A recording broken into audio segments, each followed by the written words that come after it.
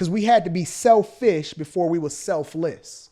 We had to pour into ourselves first, divest ourselves. That's why I'm so adamant when I talk to you guys about divesting yourself, because I understand the power that comes with being down and having that delayed gratification, which ultimately feeds into the success long term. Stay down for 10 years, live the next 70 how you want to.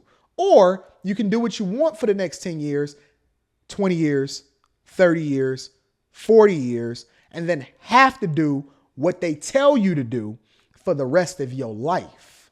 It's a difference. It's some people, I bring up these stories all the time.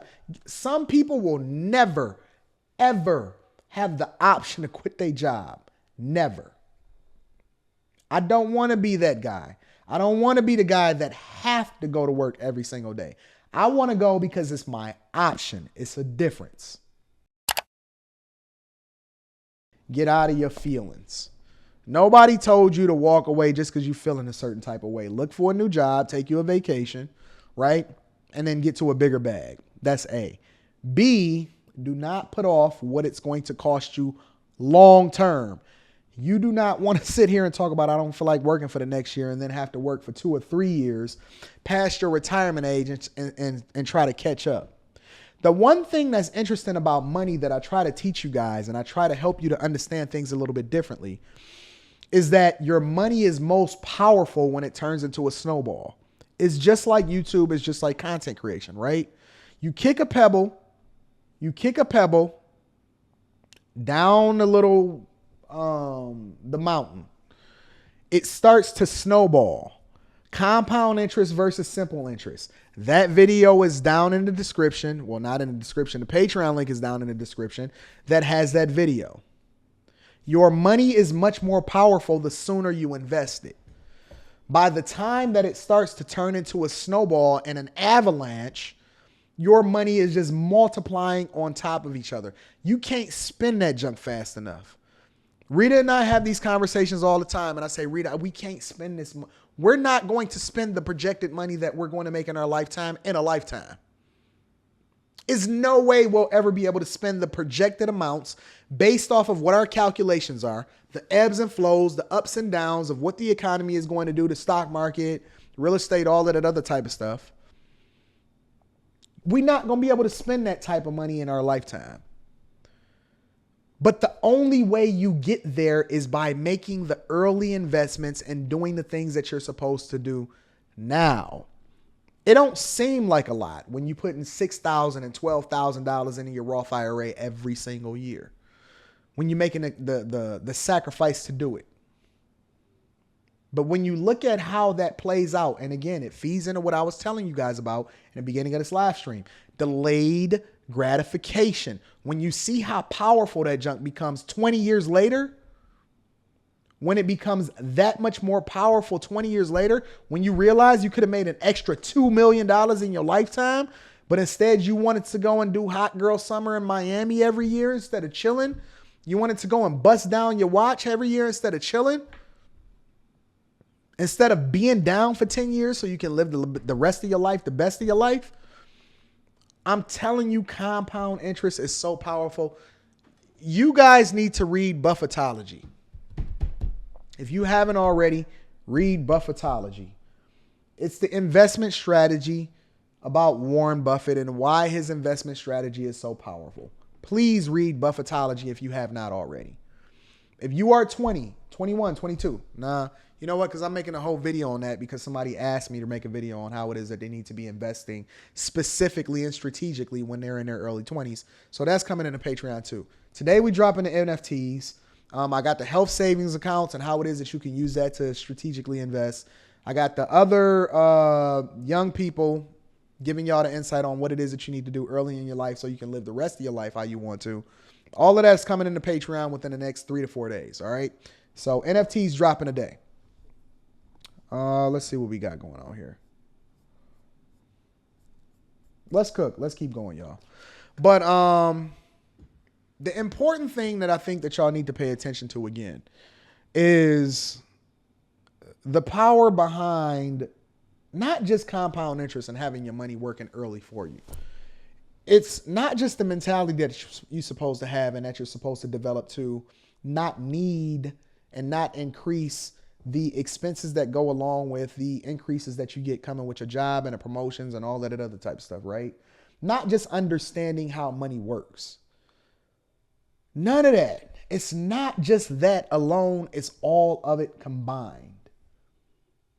You want to ultimately have to work less the older you get. You don't want to have to overwork so that you can contribute to your catch-up contributions in your investment accounts. You don't want to have to. And again, it's nice to get the extra money, but you don't want to have to need the financial resources in order to be able to survive as you get older. We have to get out of this survival mindset and we start to get into a thriving mindset, but you don't start to get there until you start to see your money work for you. One of the people that I was coaching yesterday, Anton, listen, it's so funny. God, I'm not going to tell your name, but I'll tell you exactly what the conversation was. He said, yeah, fam, I see you down in Miami. I just flew out. I said, yeah, fam. He said, I got a work assignment out of town.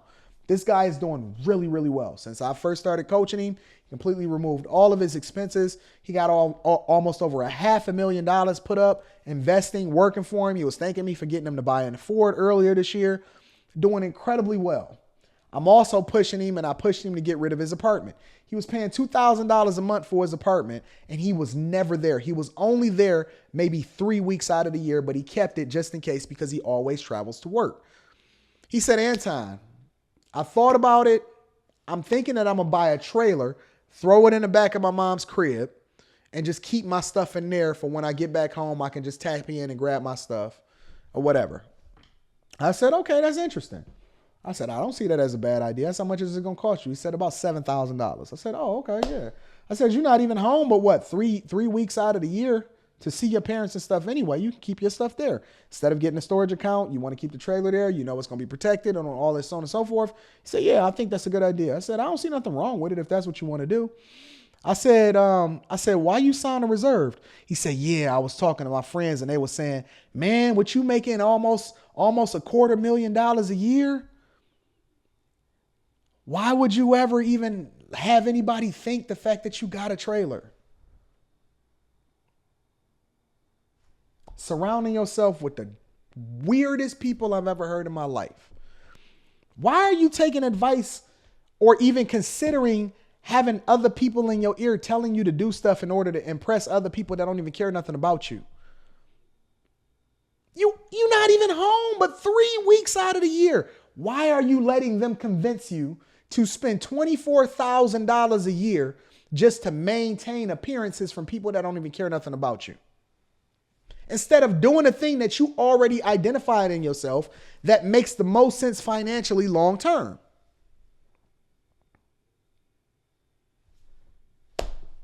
This is what we do though, y'all. This is what we do.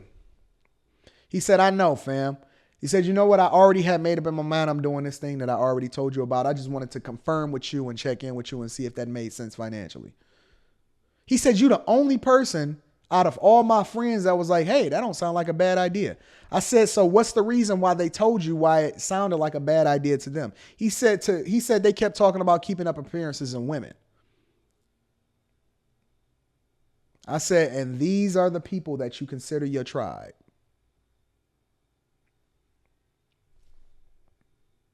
These are the people. Listen, it's not just him. I'm using him as an example. I hear these stories every single day. Every single day I hear these stories. From people that are looking to do the work, they go in a certain direction, but they can't divest themselves from the people that's around them that continues to keep them down in this space or this dump, and they're not actually pouring into them, they taking away from them. I hear this junk every single day. It's your friends, it's your family, it's the people that you hold near and dear closest to you that's preventing you from getting to the bag. And again, when I say getting to the bag, it's not just about the money. It's everything. It's the lifestyle. It's your women. Your homeboys prevented you from finding a woman that was supposed to be your wife. We do it every single day to each other. If you love these people, actually take into consideration that you may be poisoning them by giving them bad advice and you're not prepared or well equipped. Just because you call them your friend don't mean that you're doing a thing that's in their best interest. We got to get away from these horrible people. And they're not horrible in their spirit. They're just horrible in that the way that they think is not aligned with the direction that you're going in. And they just may be a season in your life, but they are not adding value.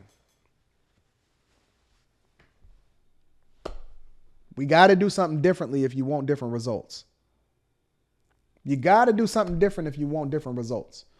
It's not about what other people think. I stayed down for 10 years.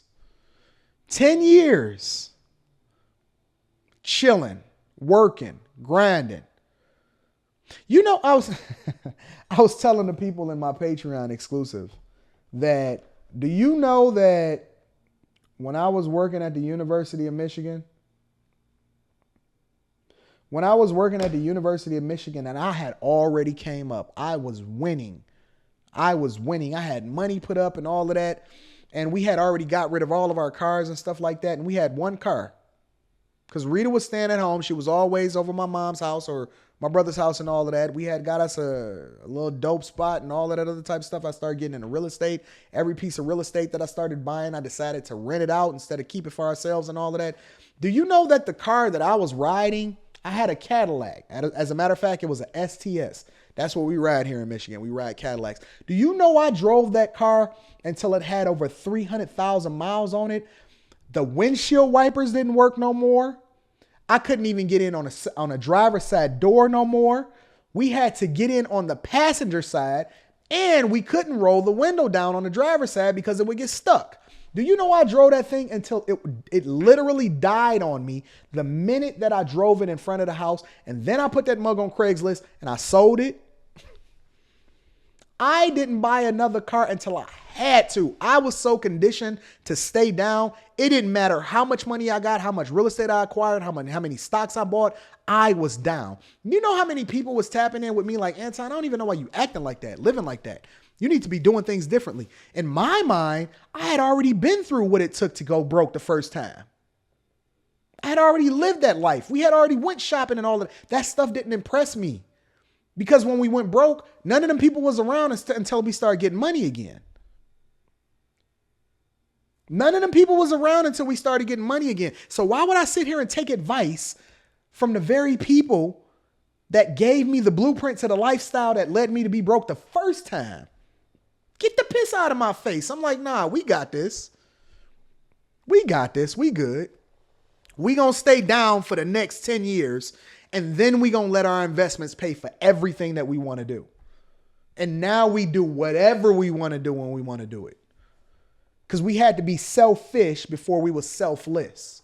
We had to pour into ourselves first, divest ourselves. That's why I'm so adamant when I talk to you guys about divesting yourself. Because I understand the power that comes with being down and having that delayed gratification, which ultimately feeds into the success long term. Stay down for 10 years, live the next 70 how you want to. Or you can do what you want for the next 10 years, 20 years, 30 years, 40 years, and then have to do what they tell you to do for the rest of your life. It's a difference.